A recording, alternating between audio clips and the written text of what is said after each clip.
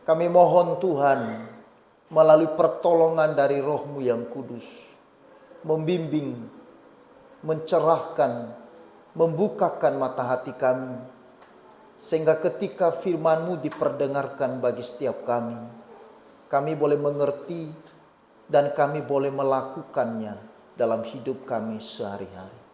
Terima kasih Tuhan, urapi setiap kami yang hadir di tempat ini, dan terlebih hamba-Mu yang hina ini.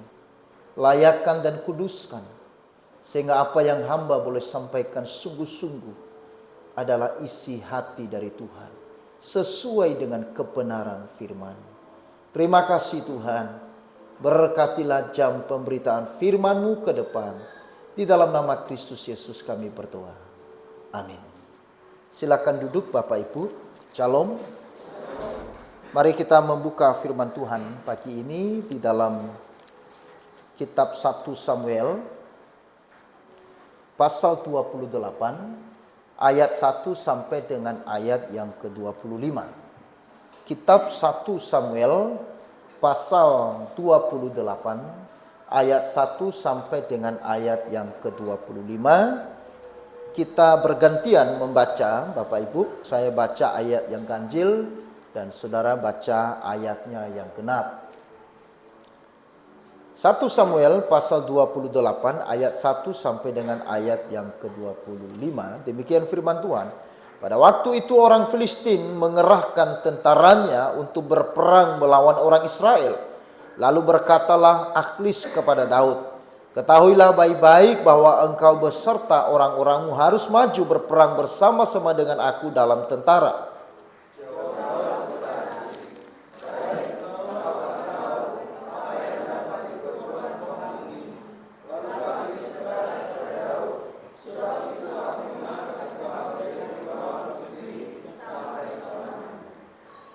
Adapun Samuel sudah mati.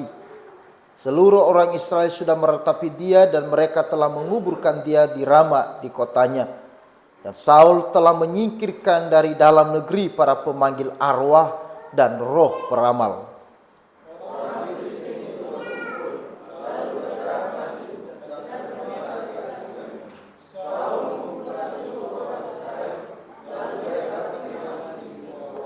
Ketika Saul melihat tentara Filistin itu, maka takutlah ia dan hatinya sangat gemetar.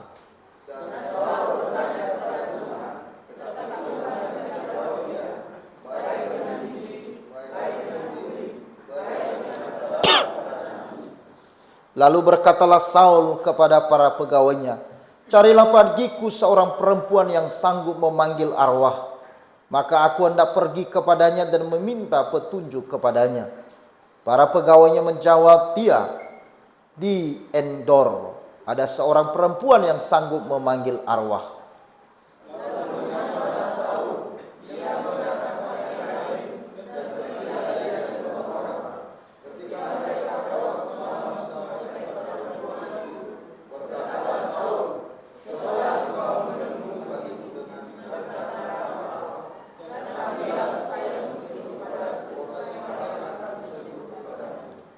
Tetapi perempuan itu menjawabnya, "Tentu engkau mengetahui apa yang diperbuat Saul, bahwa ia telah melenyapkan dari dalam negeri para pemanggil arwah dan roh peramal. Mengapa engkau memasang jerat terhadap nyawaku untuk membunuh aku?"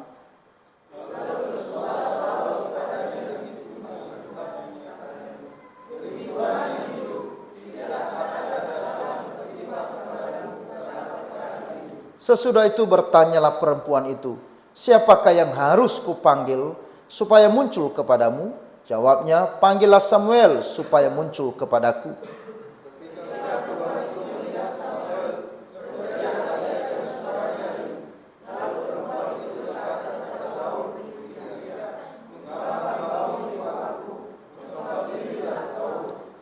Maka berbicaralah raja kepadanya, "Janganlah takut, tetapi apakah yang kau lihat?" Perempuan itu menjawab Saul, "Aku melihat sesuatu yang ilahi muncul dari dalam bumi."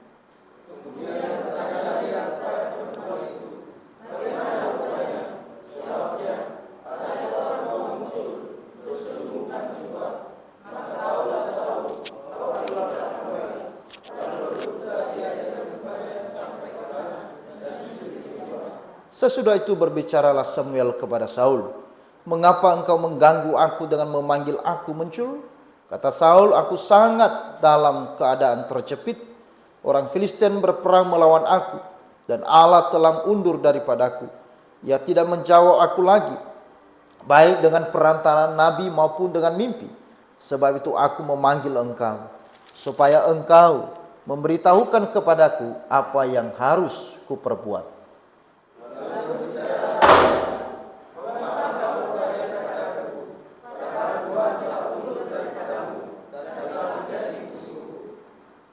Tuhan telah melakukan kepadanya seperti yang difirmankannya dengan perantaanku, yakni Tuhan telah mengoyakkan kerajaan dari tanganmu dan telah memberikannya kepada orang lain, kepada Daud.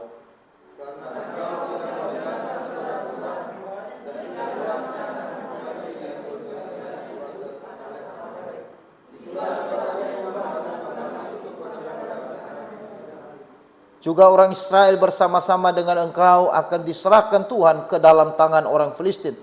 Dan besok engkau serta anak-anakmu sudah ada bersama-sama dengan daku. Juga tentara Israel akan diserahkan Tuhan ke dalam tangan orang Filistin.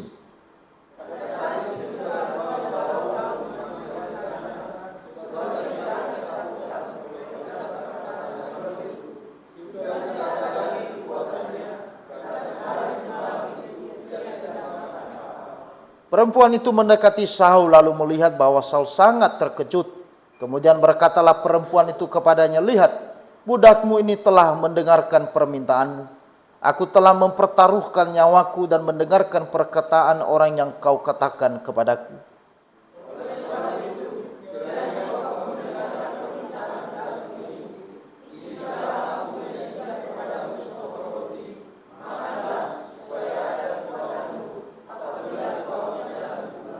Tetapi Saul menolak dan berkata, "Aku tidak mau makan." Tetapi ketika para pegawainya serta perempuan itu juga mendesak, maka didengarkannya lah permintaan mereka. Lalu bangkitlah ia dari tanah dan duduk di balai-balai.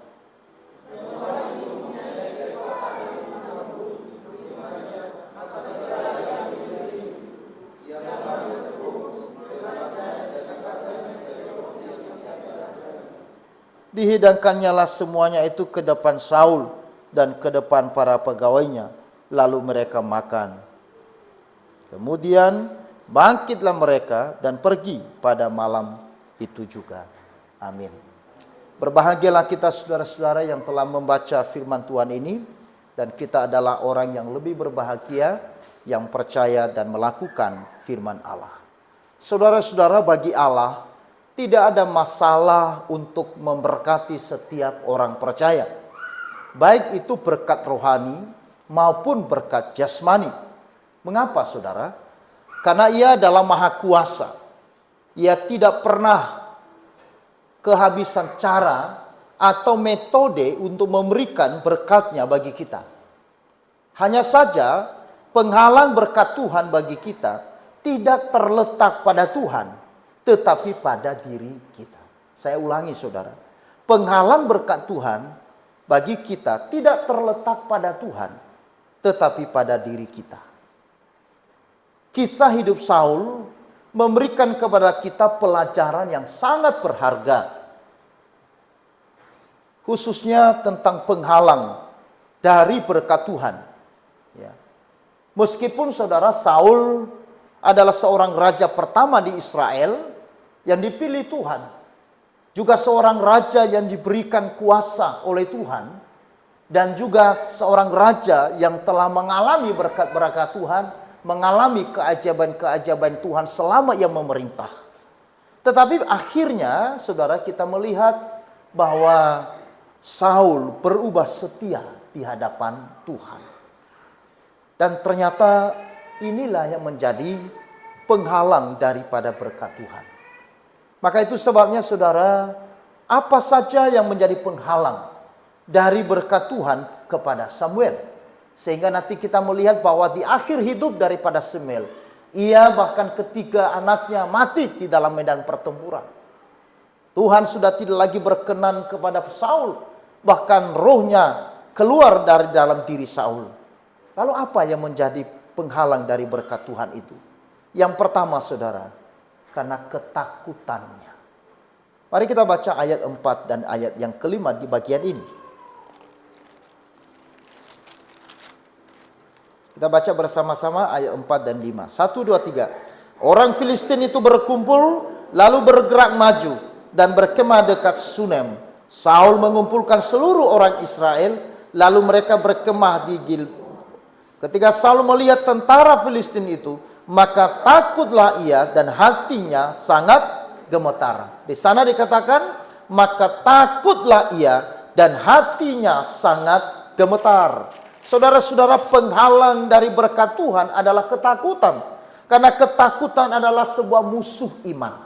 Saudara perhatikan ketika Yesus juga memberikan perumpamaan tentang penabur. Dan salah satunya adalah orang menabur di atas batu. Benih itu tumbuh, ya, tetapi tidak berakar. Lalu kemudian juga ada yang menabur di tengah-tengah semak duri. Benih itu tumbuh, tetapi ya dihimpit oleh semak duri, dihimpit oleh ketakutan, dihimpit oleh kekhawatiran. Makanya saudara-saudara, penghalang dari berkat Tuhan di dalam kehidupan Saul saat itu, karena ketika ia melihat orang Filistin yang berkumpul untuk menyerang kepada mereka, maka ia ketakutan dan menjadi gemetar. Ketakutan adalah sebuah musuh iman yang harus dihindari oleh setiap kita, saudara-saudara. Ada satu kesaksian seorang anak sekolah minggu di Korea Utara, yaitu pada suatu kali tentara Korea Utara yang komunis itu kemudian masuk ke dalam gereja, ya, dan mengancam akan membunuh semua orang di dalam gereja yang sedang beribadah itu. Mereka hanya akan dilepaskan apabila mereka bersedia untuk menyangkal Tuhan Yesus yang mereka sembah. Lalu salah satu tentara itu, saudara-saudara, yang masuk dalam gereja itu menurunkan gambar Tuhan Yesus yang ada di dinding gereja itu dan kemudian dilemparkannya ke lantai. Ya. Lalu kemudian tentara itu berkata dengan suara yang keras kepada semua jemaat yang sedang beribadah di dalam gereja itu, siapa yang bersedia meludahi dan menginjak gambar ini akan dilepaskan satu persatu. Ya. Jadi syaratnya mereka bisa bebas, mereka harus meludahi gambar itu dan menginjak-injak gambar itu. Lalu dengan ketakutan yang luar biasa, tentara yang masuk di dalam ruang ibadah sambil menodongkan senjata di atas kepala mereka. Satu persatu jemaat dengan sedih, dengan menangis. Tetapi kemudian sambil mereka meludahi dan menginjak foto itu dan mereka keluar. Satu persatu. Ya. Ada yang berjalan sampai berurai air mata dan berdoa memohon pengampunan Tuhan karena mereka telah menyangkalnya. Lalu sampai pada giliran seorang anak sekolah minggu yang berumur 10 tahun. Anak ini bukannya meludahi, ia justru mengangkat kembali gambar Tuhan Yesus itu, saudara. Dan kemudian dia membersihkan, ya, dan mengusap gambar itu dengan yang telah kotor, ya, dan bau itu dengan ke baju yang sudah lusuhnya. Ia menengadah ke atas sambil dia pegang gambar itu dan berkata, Tuhan Yesus, saya sayang kepadamu karena engkau telah menyayangi aku dan mati di atas kayu salib bagiku. Saya mau mati bagimu. Tidak apa-apa, tentara-tentara ini menembakku.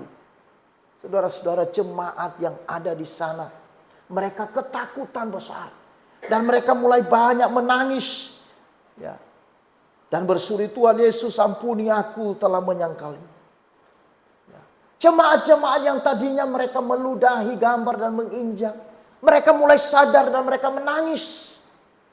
Karena mereka tidak bisa berbuat seperti yang dilakukan oleh anak kecil ini. Kemudian komandan tentara itu memerintahkan semua orang keluar di halaman gereja.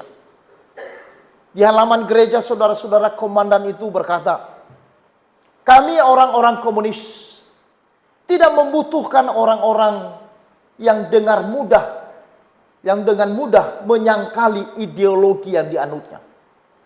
Orang-orang yang dengan sekali perintah langsung ketakutan, tidak berguna untuk kita kecuali untuk ditembak semuanya.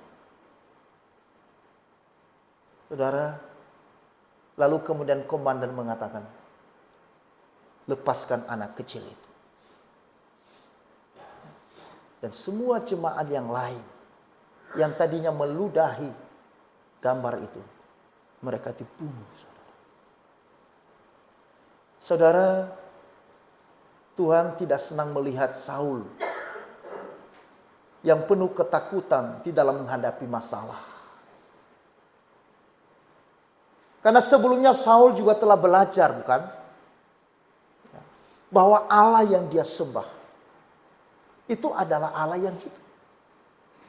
Saul sebelumnya dia sudah mengerti dan dia sudah punya pengalaman iman bersama dengan Tuhan.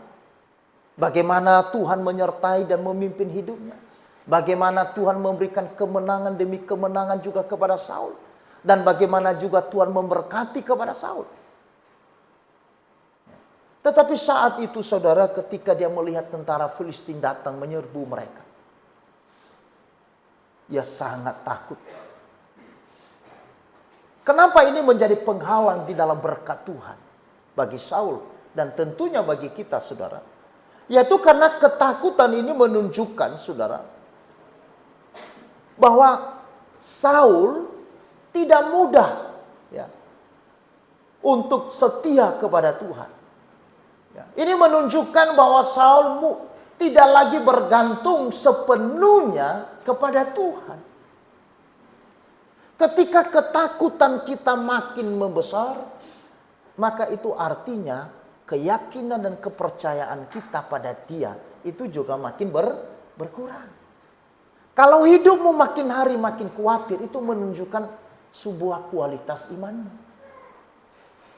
Kalau kita menghadapi persoalan dan pergumulan yang ada di hadapan kita, yang seakan-akan menyerbu dan menghancurkan kita, lalu kemudian melihat itu dengan ketakutan, itu menunjukkan sebuah identitas iman kita. Berkurangnya iman kita karena berkurangnya kebergantungan kita kepada Tuhan. Maka itu sebabnya saudara-saudara, apa yang menjadi persoalan bagi Saul? Karena Saul selama ini dia hidup mengandalkan dirinya sendiri. Dia mengikuti kata hatinya. Dia mengikuti apa yang dia mau. Dia berjalan pada kehendaknya. Sehingga dia mulai melepaskan Tuhan di dalam seluruh kehidupannya. Karena dia tidak lagi bergantung dan berpegang teguh kepada Tuhan. Akhirnya membuatnya menjadi ketakutan. Kenapa dia takut? Karena dia kehilangan kekuatan. Saudara-saudara, kekuatanmu bisa jadi tidak seberapa. Tetapi kebergantungan kita pada Allah membuat kita yang lemah menjadi kuat. Amin. Saya ulangi saudara. Kekuatanmu bisa jadi tidak seberapa. Tetapi kebergantunganmu pada Allah membuat kamu yang lemah menjadi kuat. Ini rahasianya. Seperti yang dilakukan oleh seorang Daud. Di bagian yang lain kita melihat Saul maupun Daud. Mereka melihat Goliat yang besar. Lalu kemudian Saul ketika dia melihat Goliat, ia menjadi takut dan gemetar. Tetapi berbeda dengan Daud. Meskipun Daud adalah seorang yang masih muda belia, Daud seorang yang tidak punya pengalaman untuk berperang. Daud mungkin dia tidak punya pengalaman untuk bersama-sama dengan tentara Israel waktu itu. Karena dia masih muda. Bahkan saudara-saudara, dia hanya seorang gembala yang menggembalakan ternak di padang. Tetapi ketika dia mendengar bahwa negerinya diserang oleh seorang raksasa besar, yaitu Goliat yang adalah orang Filistin. Lalu kemudian Daud maju menghadapi Goliat. Ketika Daud melihat bahwa Saul dan orang-orang Israel telah mengundurkan diri dari hadapan Goliat. Karena mereka begitu takut. Karena Goliat adalah seorang yang luar biasa. Mempunyai kemahiran yang luar biasa untuk berperang. Dan Goliat telah menaklukkan bangsa-bangsa di sekitarnya waktu itu. Tetapi kemudian Daud maju. Daud menghadapi Goliat tidak dengan ketakutan dan kegentarannya. Meskipun Daud seorang yang lemah, meskipun Daud seorang yang tidak pengalaman, tetapi Daud memiliki keyakinan yang kuat akan Tuhannya. Sehingga waktu Daud itu ada di hadapan Goliat, Goliat melihat Daud seperti belalang. Bahkan Goliat mempermalukan Daud, menghina kepada Daud. Ya, bahkan dia berkata, aku akan jadikan kamu menjadi makanan daripada burung. Ya, kamu itu seperti belalang. Ya. Tetapi Daud berkata, aku menghadapi kamu tidak dengan pedang, tidak dengan lembing dan tombak, tetapi aku menghadapimu dengan nama Tuhan. Saudara-saudara, ya, ini persoalannya. Kenapa ini menjadi penghalang di dalam berkat? Karena ketika kita dipenuhi dengan ketakutan, kekhawatiran yang lebih dari iman kita, berarti ada dehidrasi iman kita, ada kemerosotan iman kita, ada problem, ada something wrong yang terjadi di dalam iman kita. Karena kebergantungan sepenuhnya kepada Tuhan yang dirindukan oleh Tuhan bagi anak-anaknya. Kedekatan kita dengan Tuhan, kebersamaan kita kepada Tuhan, dan penyerahan diri kita sepenuhnya kepada Tuhan, itu yang membuat Tuhan senang. Bukan oleh gagah dan perkasa kita, kemudian Tuhan memberkati kita.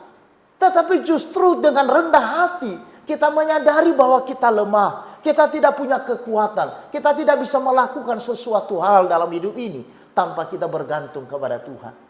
Mother Teresa seorang yang melayani dengan luar biasa. Ya, dia melayani kepada orang-orang yang ada di India. Tetapi dia berkata, saudara, aku bergantung dan berpegang sepenuhnya kepada Tuhan 24 jam. Karena tanpa Tuhan, sesungguhnya aku tidak bisa melakukan apa-apa. Amin. Saudara, ketakutan saudara-saudara menunjukkan bahwa kita kurang percaya. Kita meragukan kuasa Tuhan. Kita meragukan akan Tuhan kita yang hebat. Ya. Orang yang beriman tidak akan pernah menyerah. Sebab yang mempunyai 1000 alasan untuk berharap kepada Tuhan. Amin.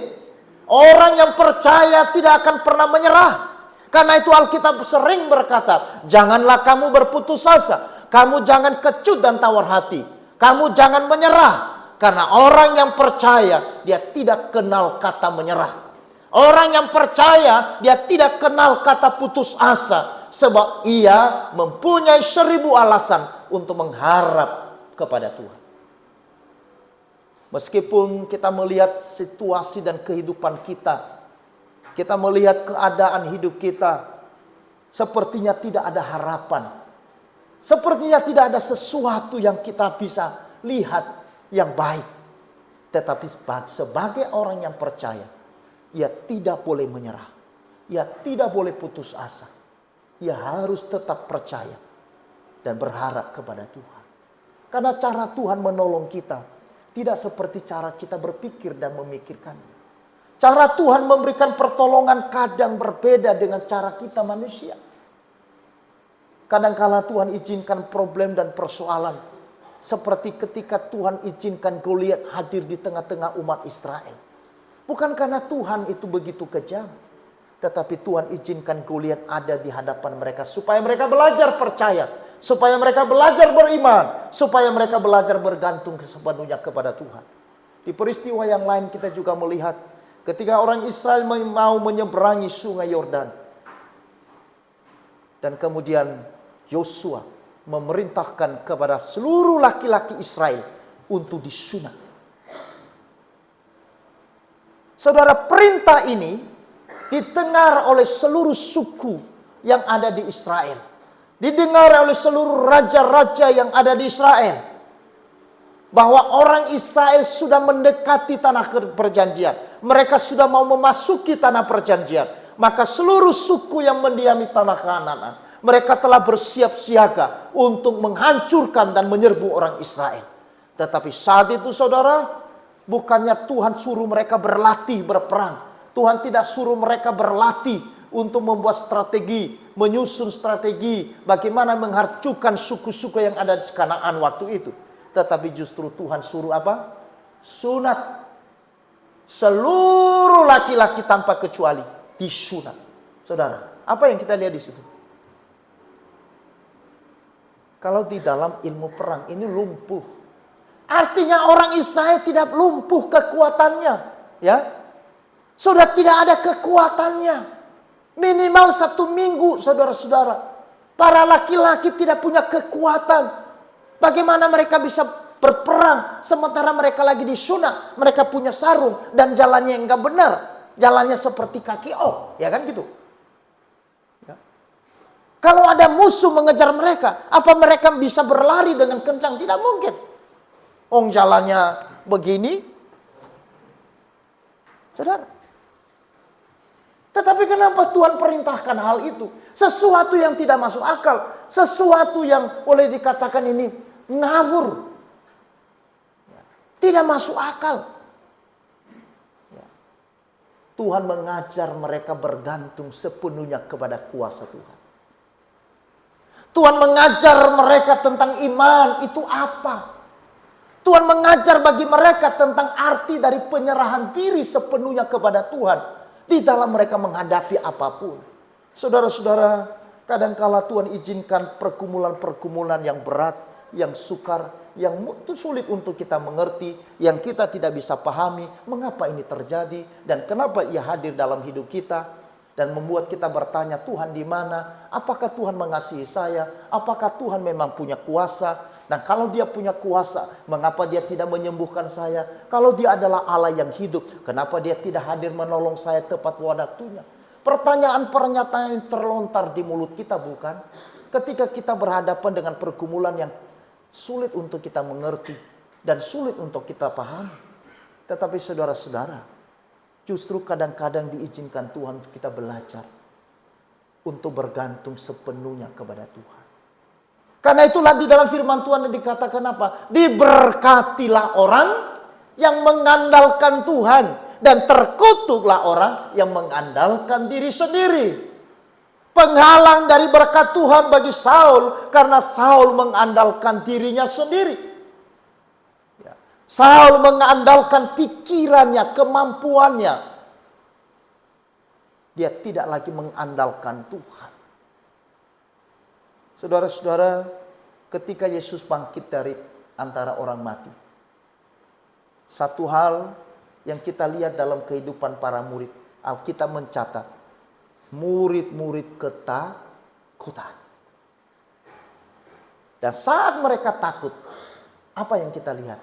Mereka tidak mampu melihat Yesus yang berjalan di tengah-tengah mereka. Ketika mereka takut, mereka tidak mampu lagi mendengar suara Yesus yang sedang bercakap, yang sedang berbicara dengan mereka dalam perjalanan itu. Apa yang membuat mereka tidak mampu melihat Yesus dan tidak mampu mendengar suara Yesus? Karena ketakutan mereka yang besar. Ya. Seringkali kita tidak mampu melihat Tuhan hadir dalam hidup kita. Bukan karena dia tidak hadir. Bukan berarti dia tidak ada. Bukan berarti dia sudah menjauh dari kita. Bukan. Dia adalah Immanuel. Dia adalah Tuhan yang selalu bersama-sama dengan kita. Dan dia ada di dalam kita. Dan dia juga adalah Tuhan yang selalu berbicara kepada kita.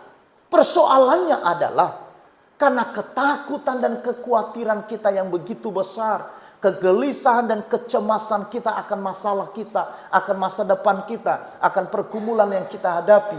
Dan membuat kita tidak mampu melihat kehadiran Tuhan. Kita merasa seorang diri, kita merasa hati kita hampa, kita merasa hati kita sepi dan kosong. Karena kita tidak mampu lagi mendengar suara Tuhan bicara di dalam hati kita. Suara dunia, suara kecemasan, suara kekhawatiran yang lebih besar daripada suara Tuhan yang berbisik. Saudara-saudara, di minggu yang lalu, Saya pernah katakan bahwa kadang-kadang Tuhan tidak bicara seperti suara petir. Tetapi kadang Allah bicara dengan suara yang lembut dan halus. Kadang Allah berbicara dengan suara yang sangat kecil. Maka waktu Tuhan bicara dengan suara yang kecil, kita membutuhkan apa Bapak Ibu? Coba saya analogikan saudara. Saya katakan kepada Pak Yeremia. Pak Yeremia. Pak Yeremia dengar? Apa? Yang lainnya apa? Tidak dengar. Kenapa tidak dengar? Lalu bagaimana caranya supaya Pak Yeremia bisa lebih dengar jelas?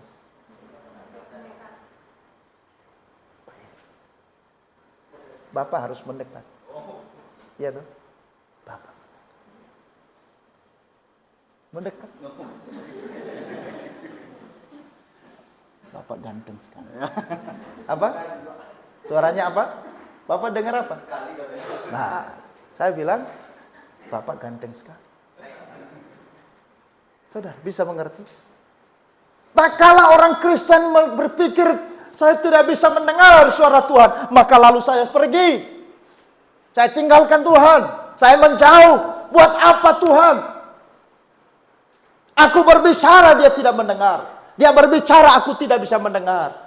Sebenarnya persoalannya bukan di Tuhannya. Persoalannya di kitanya.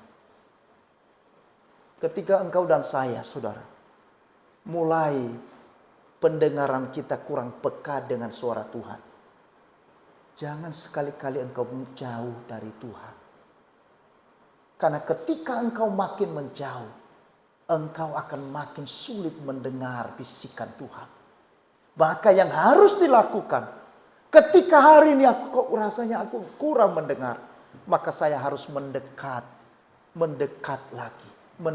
lagi kepada Dia. Makanya Alkitab berkata dalam Mazmur, hanya dekat Allah, aku tenang.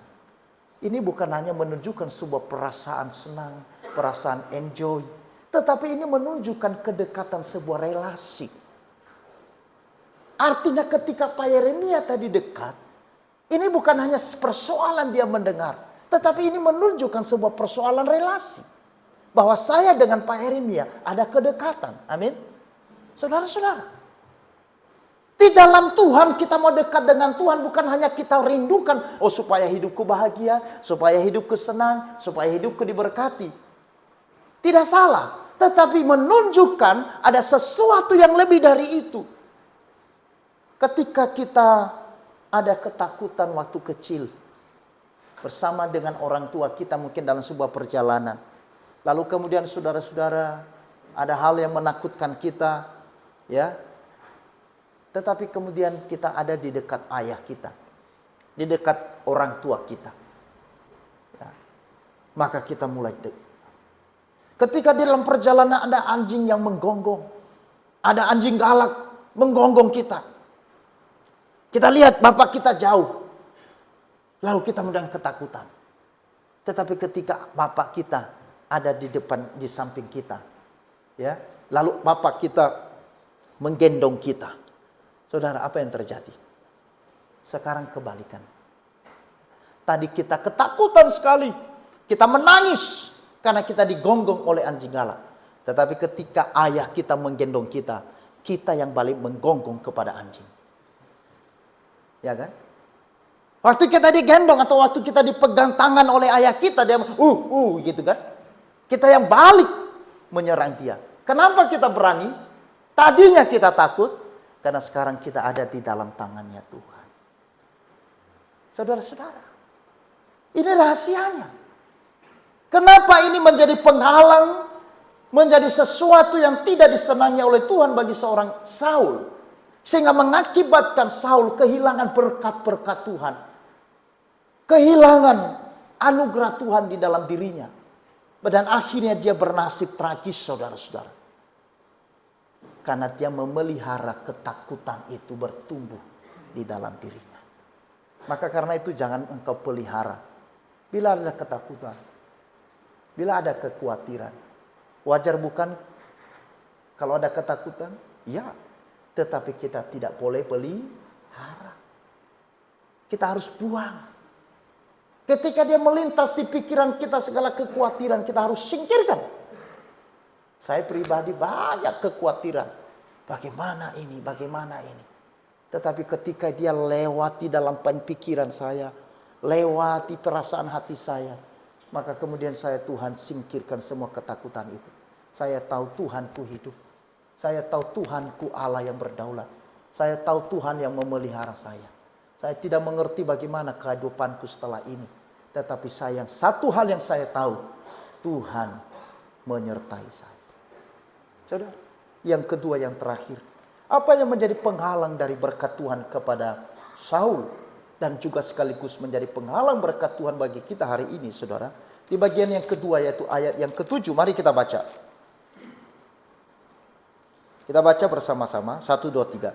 Lalu berkatalah Saul kepada para pegawainya, carilah bagiku seorang perempuan yang sanggup memanggil arwah. Maka aku hendak pergi kepadanya dan meminta petunjuk kepadanya. Para pegawainya menjawab dia, di Endor ada seorang perempuan yang sanggup memanggil arwah. Apa yang menjadi penghalang berkat Tuhan bagi Saul? Yaitu karena ada berhala di dalam hidupnya. Saul sudah berubah setia di hadapan Tuhan. Meskipun sebelumnya di dalam ayat 4 dia telah menyingkirkan berhala, yaitu para pemanggil, para arwah dan roh peramal. Tetapi pada saat dia menghadapi masalah, pada saat dia menghadapi kesulitan, ia justru kembali memelihara berhala itu. Ini adalah kejahatan besar di mata Tuhan, saudara. Hal yang paling menyedihkan bukanlah saat kita kehilangan seseorang yang kita kasihi, tetapi saat kita kehilangan keyakinan bahwa Allah masih mengasihi kita. Saudara, kenapa Saul berubah setia kepada Tuhan? Ia tidak lagi mencari Tuhan, tetapi di ayat ke-7 dia mencari dukun, dia mencari peramal, dia mencari punya ilmu. Ini persoalan besar. Ini hal yang menyedihkan. Makanya seorang teolog berkata, hal yang paling menyedihkan bukanlah saat kita kehilangan seseorang yang kita kasih, tetapi saat kita kehilangan keyakinan bahwa Allah masih mengasihi kita. Saul sudah kehilangan keyakinannya pada Allah yang ia layani berpuluh-puluh tahun selama ini. Dia sudah kehilangan keyakinannya kepada Allah yang memilih dan mengangkat, mengurapinya menjadi raja pertama di Israel. Kehilangan keyakinan inilah yang membuat kemudian dia mencari yang lain. Saudara-saudara, di dalam sebuah hubungan, maka keyakinan ini modal yang paling penting. Betul enggak? Hubungan suami istri, hubungan orang yang pacaran, katakan begitu. Ini keyakinan. Bicara keyakinan. Kalau seseorang sudah kehilangan keyakinan, saudara-saudara, ini masalah besar. Persoalan di Saul di sini, dia telah kehilangan keyakinannya dan kasihnya pada Tuhan, sehingga ia berubah setia. Ia tidak mencari Tuhan dalam pergumulannya, dalam persoalannya, tapi ia mencari ilah-ilah yang lain dalam hidupnya. Saudara-saudara, mungkin kita tidak mencari patung atau yang lain. Tapi pertanyaannya adalah, pada saat kita ada masalah, pada saat kita sakit, misalkan tidak kunjung sembuh, apakah saudara masih tergoda untuk mencari pertolongan yang lain? Oh, Di sana ada mbah dukun. Di sana adalah peramal. Di sana ada paranormal. Yang bisa menyembuhkan. Yang bisa menolong. Pada saat kita krisis ekonomi, krisis keuangan, acap kali tergoda. Dia bisa melipat gandakan uang. Masa iya? Pada saat kita berusaha dan usaha kita mulai menjadi lesu, lalu kita tergoda. Mau enggak? Usahamu bagus. Warung makanmu bagus seperti yang di sana. Mau dong? Maka kamu pergi ke Gunung Kawi.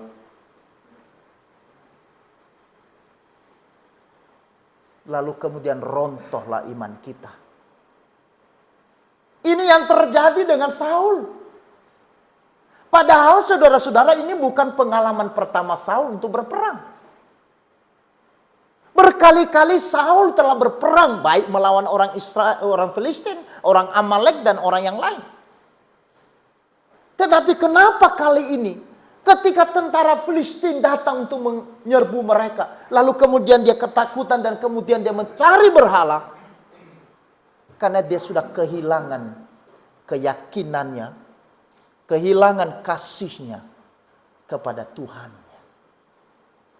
Maka waktu kita kehilangan cinta kita kepada Tuhan, maka kita mulai beralih kepada yang lain. Makanya Matius mengatakan, tidak mungkin orang bisa mengabdi kepada dua Tuhan. Tidak mungkin. Maka ketika hati kita sudah mulai kehilangan kasih mula-mula, pasti semangat kita juga mulai berkurang. Gairah kita untuk mengasihi Tuhan, untuk melayani Tuhan, itu juga berkurang. Dan ketika gairah itu mulai berkurang, maka kita akan lebih mudah tergoda untuk mencari pertolongan di tempat yang lain. Mungkin pada saat kita baik, kita bisa berjalan di dalam iman yang kuat. Tetapi acap kali kita diperhadapkan dengan pergumulan yang sulit untuk kita mengerti, persoalan yang kita tidak tahu bagaimana mencari jalan keluar. Dan kemudian ada tawaran-tawaran yang bisa menolong, yang bisa memberikan jalan keluar. Saudara-saudara, tidak sedikit waktu saya menghadapi pergumulan dengan istri, banyak juga dari kampung saya menyodorkan ini dan sebagainya. Banyak. Kamu pergi ke sana, ada dukun hebat, ada paranormal. Ya, udah berapa banyak orang disembuhkan oleh dia. Bahkan ada pendeta-pendeta juga disembuhkan. Nah, ini terbalik. Ya, makanya zaman sekarang tidak menjamin, saudara. Ya, banyak para pendeta-pendeta juga sekarang berpraktek okultisme. Mau gerejamu maju, ya udah. Sama seperti orang mau bikin warung makan. Supaya warung makannya maju bagaimana? Cari pelarisnya. Gak mungkin warung makanmu maju tanpa pelaris kalau kamu tidak pasang ini. Kita mulai berkata, oh iya? Benarkah? Iya. Coba itu si A, coba itu si B, coba itu si D. Kanan, kiri, maju, depan. Oh iya. Saya ada di tengah-tengah, sepi. Bagaimana dengan kamu? Ini tantangan iman. Apakah engkau kehilangan kasih, kehilangan imanmu kepada Tuhan? Ini ujian hidup. Kita mempertaruhkan hal yang bersifat sementara, atau kita mempertaruhkan kekekalan yang kita miliki. Saul telah mempertaruhkan sebuah harta yang besar. Sebuah warisan yang besar yang diwariskan oleh nenek moyang mereka. Yaitu iman kepada Allah yang hidup. Tapi dengan gampang Saul berkata, carilah kepadaku perempuan yang bisa memanggil arwah. Mari saudara-saudara, Kita berjalan di dalam iman. Meskipun ada banyak penghalang-penghalang tentunya. Ada ketakutan, ada kekhawatiran, ada berhala-berhala yang mungkin kita bisa ilahkan dan menggeser posisi Tuhan. Membuat kita lebih mengasihi sesuatu itu daripada Tuhan. Mari kita singkirkan semuanya itu dalam hidup kita. Kita bergantung kepada Tuhan. Meskipun kita lemah. Memang kita tidak punya kekuatan. Tetapi Allah kita adalah Allah yang menjadikan kita kuat. Seperti tadi saya katakan, kekuatan kita bisa jadi tidak seberapa. Tetapi kebergantungan kita pada Allah membuat kita kuat menghadapi segala pergumulan hidup ini.